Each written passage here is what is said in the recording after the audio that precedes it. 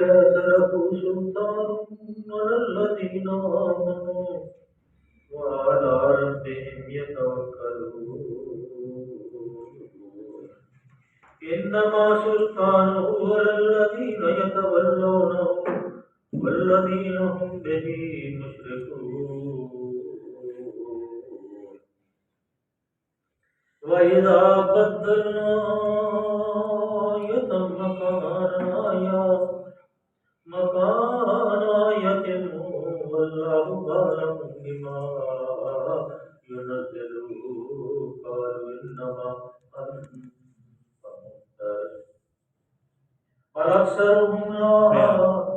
مفتر بل أكثرهم لا يعلمون قل نزله الروح القدس من ربك بالحق ليثبت الذين آمنوا وهدى وبشرى للمسلمين ولقد نعلم أنهم يقولون إنما يعلمه بشر لسان الذي يلقون عليه آدمي وهذا لسان عربي مبين إن الذين لا يؤمنون بآيات الله ليهديهم الله ولهم عذاب أليم صدق الله العلي العظيم وصدق رسوله النبي الكريم ونحن ولا من الصادقين والصابرين والحمد لله رب العالمين رب اشرح لي صدري ويسر لي أمري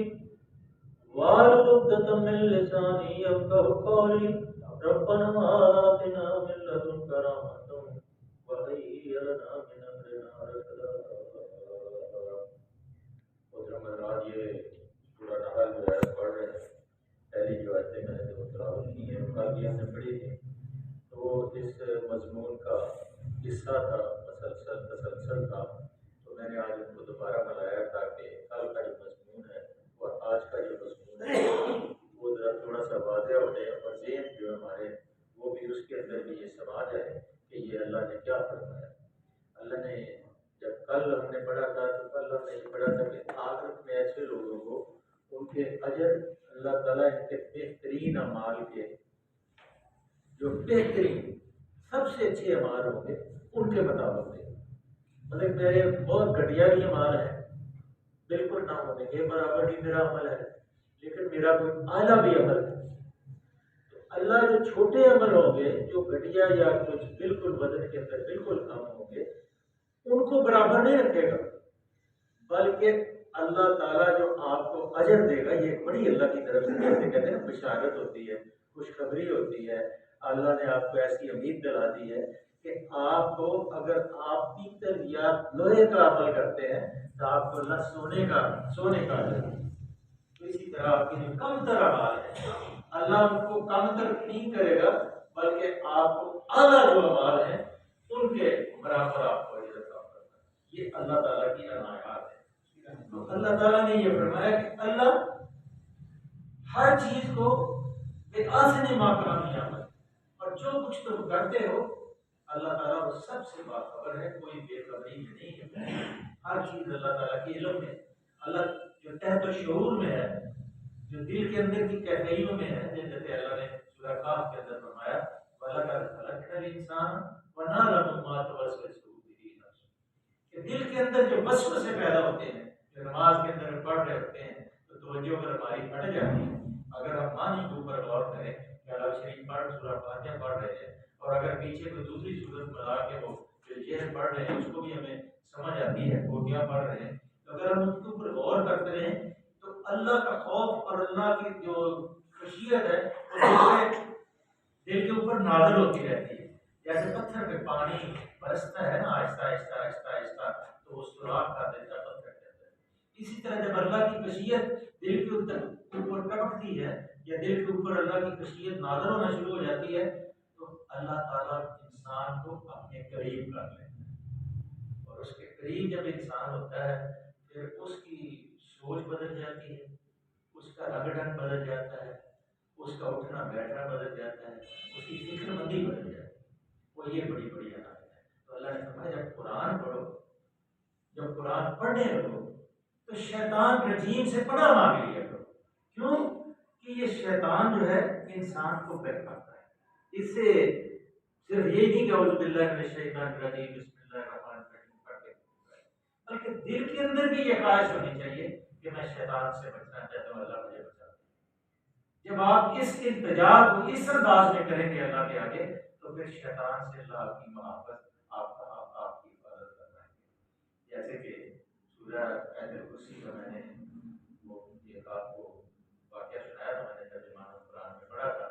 کہ امریکہ کے اندر بوسٹن ایک اسٹیشن تھا، بوسٹن بہت بہت مشہور کی ریاست ہے، بلکہ تاریخ کے اندر ایک بوسٹن ٹی پارٹی بھی انہوں نے کیا کہ وہاں چائے کا جہاز ڈوب گیا تھا، پھر وہاں سارے پانی بھی جو ہے چائے کے مانا ہو گیا تھا، وہ بھی تاریخ کے اندر ہم نے بیٹھ کر پڑھا تھا۔ تو وہاں بوسٹن اسٹیشن پہ ایک خاتون تھی جو مسلمان تھی، وہ ڈاکٹر تھی، اور اس کو کال آئی کسی کا علاج کرنے کے لیے، اس کو بلوایا گیا۔ تو وہ جب وہ اسٹیشن پہ آئی، انڈر گراؤنڈ اسٹیشن تھا، تو اس نے دیکھا کہ کالا جو ہے، جو وہاں کے گورے بھی ہیں کالے بھی ہیں، وہ بار بار اس کی طرف آتا تھا۔ تو جب اس کی طرف آئے تو اس کو کہنے لگی کہ میرے ذہن میں کون ہے کہ اللہ نے فرمایا کہ اگر تمہیں کوئی مدرات محسوس ہو آیت الکرسی پڑھ کے پھونک لیے کرو، اللہ تمہاری حفاظت کرتا ہے۔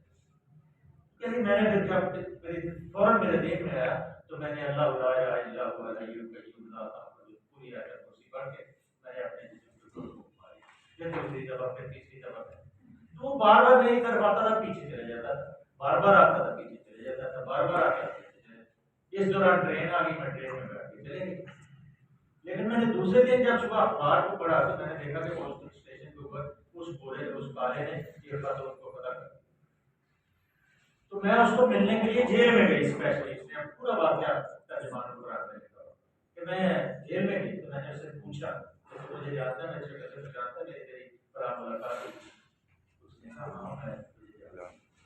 اس نے کہا میں اکیلی تھی اور میری طرف آتے بھی تھے، مجھے کیوں نہیں تم نے قتل کیا، اور اس کو کیوں پتا کیا؟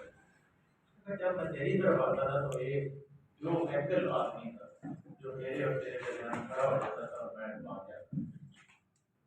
اور وہ ساری کمالات کہہ رہی کہ وہ آیت الکرسی کی کمالات تھیں جو میں نے دیکھی، تو میں نے اس کو سنایا کہ میں مسلمان ہوں اور میرا یہ ایمان ہے۔ تو اس نے کہا آپ کا جو عقیدہ ہے یا آپ کا ایمان جو ہے وہ اعلیٰ ہے، اگر میں چھوٹ گیا میں دنیا کا ڈر کے ایمان نہیں لانا چاہتا، اگر میں چھوٹ گیا تو پھر میں مسلمان ہوں۔ یہ ایک ایسا کہ ایسے ہی نہیں کہ آپ بس آپ خود تو غلطراہ پر چلتے جائیں اور آیت الکرسی پڑھتے رہیں، بس اعوذ باللہ پڑھتے رہیں، کیسے ہوگا؟ اسی وقت ہوگا جب دل کی گہرائی میں یہ بات آپ کے جنم لے رہی ہوگی کہ میں اللہ سے پناہ مانگ رہا ہوں۔ اللہ کی پناہ میں آ جاتا ہے، پھر کوئی سانپ بچھو کوئی ارد گرد کا ماحول اس کو خراب نہیں کر سکتا، کس نہیں سکتا۔ فرسٹ اعوذ باللہ جس نے پناہ لے لی،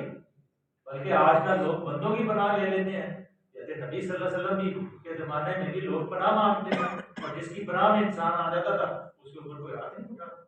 جیسے نبی صلی اللہ علیہ وسلم طائف سے واپس آئے تو پھر آپ نے ایک مشرک کی پناہ میں آپ نے پناہ لی، کوئی آپ کی طرف نہ اٹھا کے نہیں دیکھتا۔ اس لیے جب آپ اللہ کے فکر و فہم کے اندر ڈوبیں گے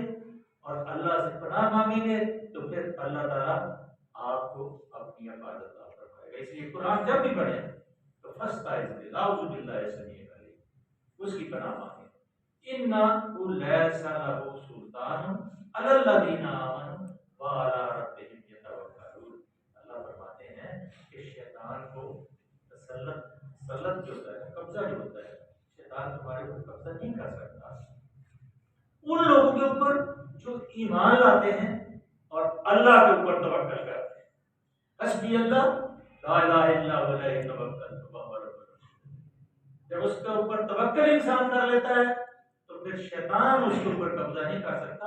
شیطان کہتے ہیں انما سلطان علی الذین یتولونہ،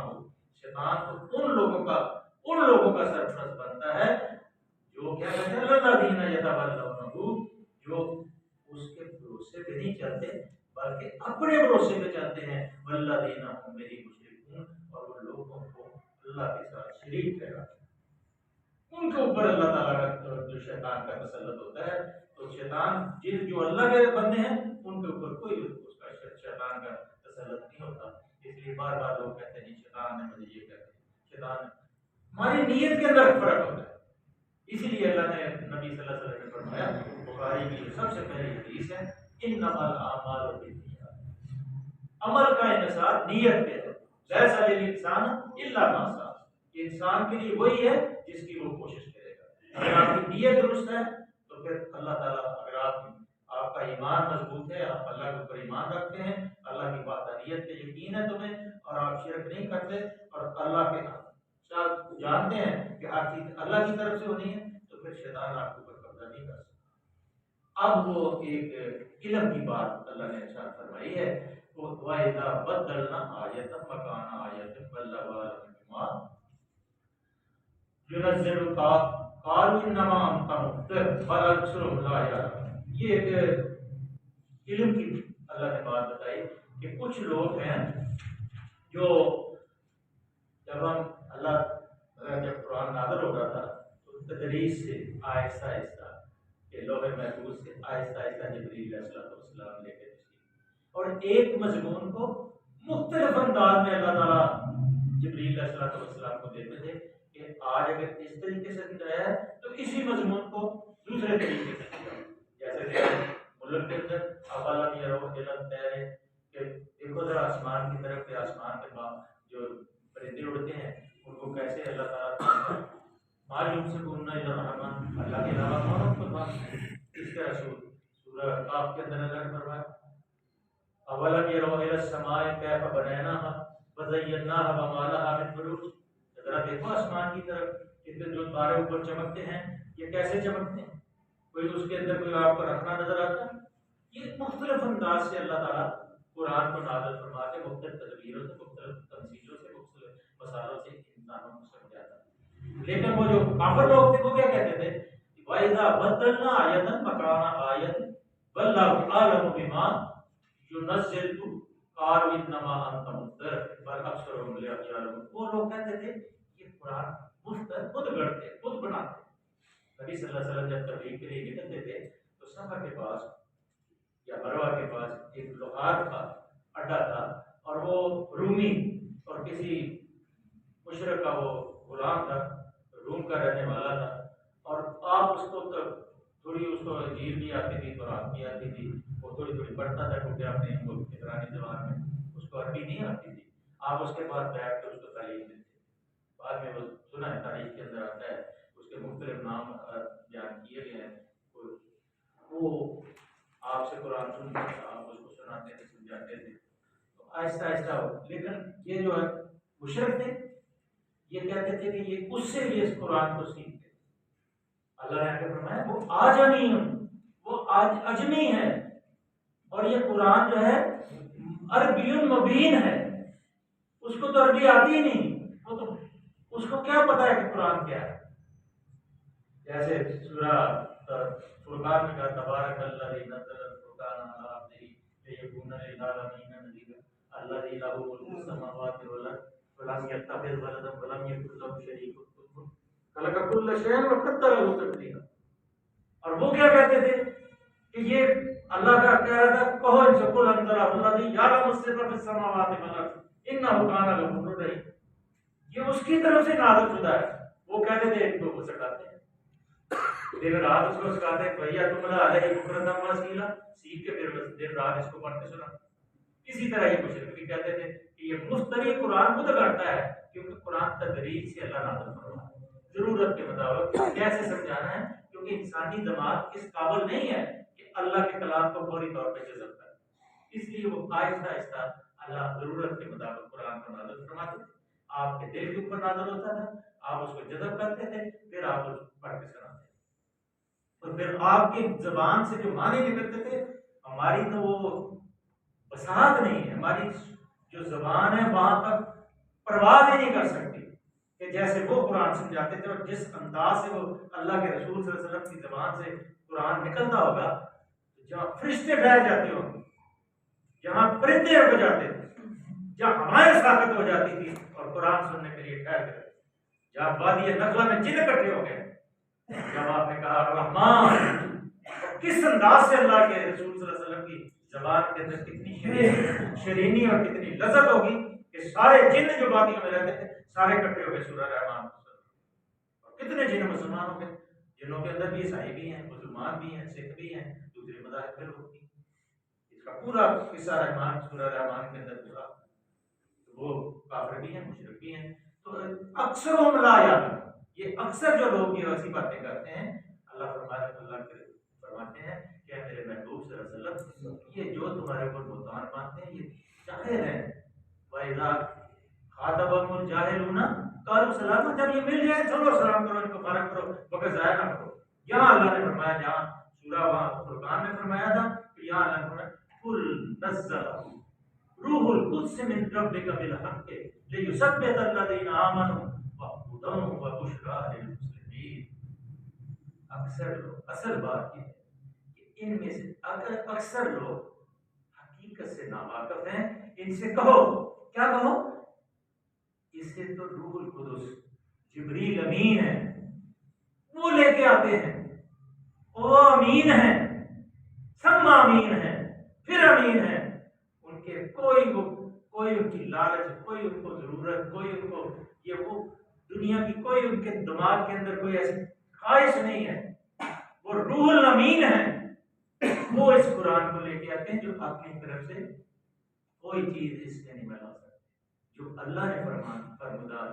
نازل فرمائے ہیں وہ لے کے آپ کے اوپر آتے ہیں. قُلْ نَزَّلَهُ روح القدس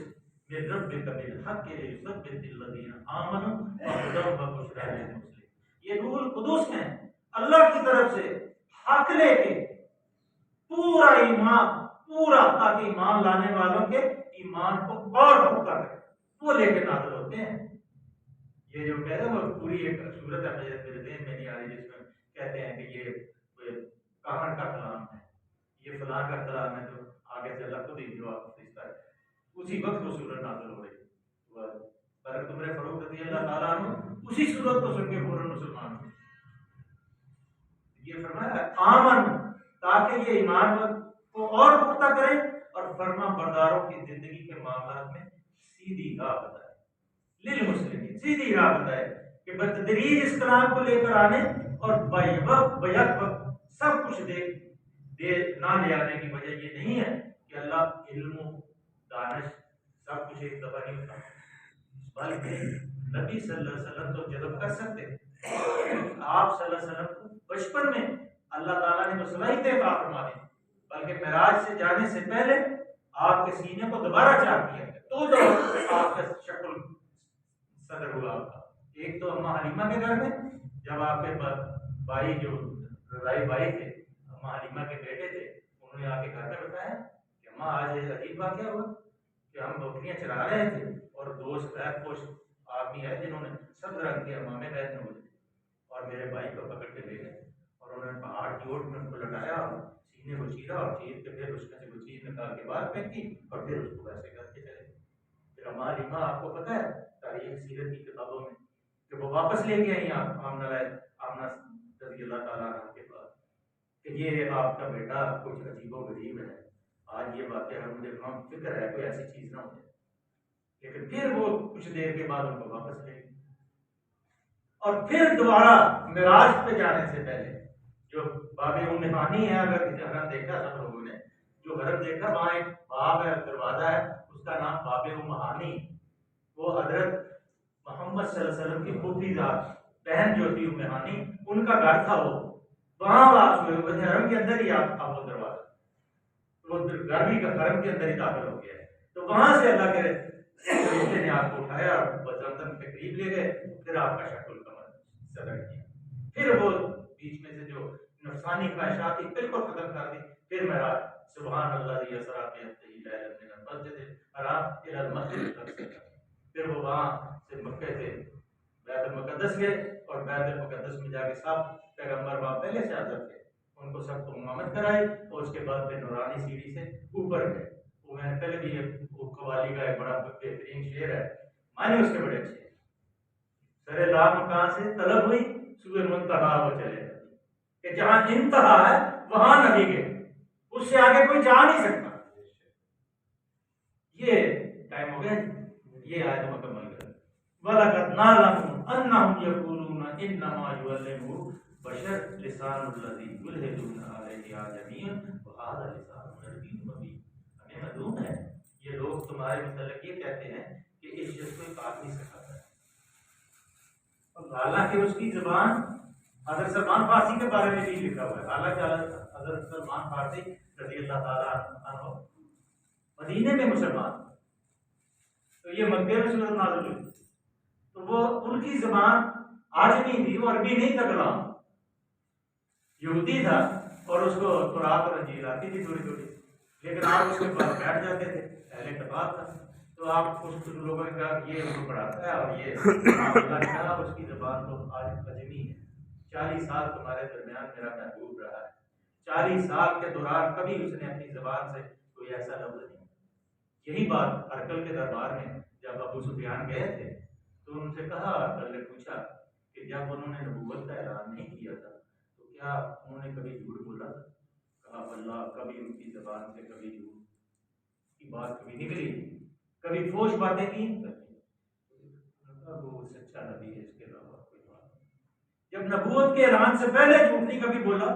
تو پھر نبوت کے بعد کیسے وہ جھوٹ بول سکتا؟ اس لیے میں اس کی سچائی کے اوپر شک نہیں کرتا۔ یہ شہنشاہ روم کے پاس مدد کے لیے گیا ہو سکتے ہیں، یہ وہ سب تصدیق ضرور کرتے ہیں، تسلیم بھی ضرور کرتے ہیں جس کو، لیکن یہ بڑے کرم کے ہیں فیصلے، یہ بڑے نصیب کی بات۔ جس کو ایمان کی اللہ توفیق دے دیتا ہے تو ماں توفیق اللہ دیتا ہے، جس کو ایمان کی توفیق دیتی وہی بادشاہ بنے گا، وہی قیامت کے دن موجے مارے گا، عیش لے گا، اور جنت میں پھل کھائے گا، اور جنت کے اندر فیہا عین جاریہ، فیہا سرر مرفوعہ، فیہا اکواب موضوعہ ونمارق مصفوفہ وبزرابی قدس۔ کیسے لوگ ہوں گے وہ جنت میں جانے والے؟ اللہ سب کو جنت میں اللہ صلی وسلم علی عبدک و رسولک و حبیبک سیدنا محمد النبی الامی وعلی آلہ و صحابہ وبارک وسلم۔ اللہ اپنے مقدور کے مطابق اللہ تیرے قرآن کو پڑھتے، اللہ کو غلطیاں خدائیں کرتے ہیں، اللہ معاف فرما۔ یقیناً جتنی غلطیاں ہماری ہیں اللہ جو صحیح ہے سب آپ کی طرف سے،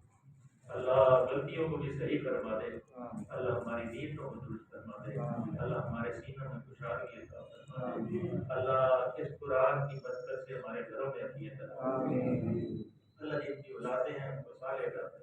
اللہ جن کی اولاد ہیں اللہ کو نیک اور صالح اولاد سے نواز دے، اللہ جی حلال میں وسعت عطا فرما دیجیے، حرام سے بچنے کی توفیق عطا فرما دیجیے، اللہ جو فوت ہو گئے ان سب کو معاف فرما دے۔ آج ہمارے آقا بھائی نے پیارا صاحب جہاں میں دکان کیا، اس کے والد صاحب تھے اور چراغ صاحب، بڑے اچھے آدمی تھے، بہت ہی اچھے آدمی تھے۔ آج ان کا وہ فوتگی کا دن ہے، دعا کریں کہ اللہ آپ کی مغفرت فرمائے، اور کو جنت الفردوس میں جگہ فرمائے، اور کے گناہوں سے درگزر فرمائے، اور جتنے باقی سارے ساتھی جن کی دعا کی، خصوصی طور پہ ہمارے اسلم بھائی ہیں، ان کے والد ابھی حال ہی میں فوت ہوئے، اللہ کو معاف فرمائے، اور جنت الفردوس میں جگہ فرمائے۔ اللہ تمام مسلمانوں کے اوپر رحم فرما، تمام مسلمات کے اوپر رحم فرما، صلی اللہ تعالیٰ علیہ محمد جزاکم اللہ خیر۔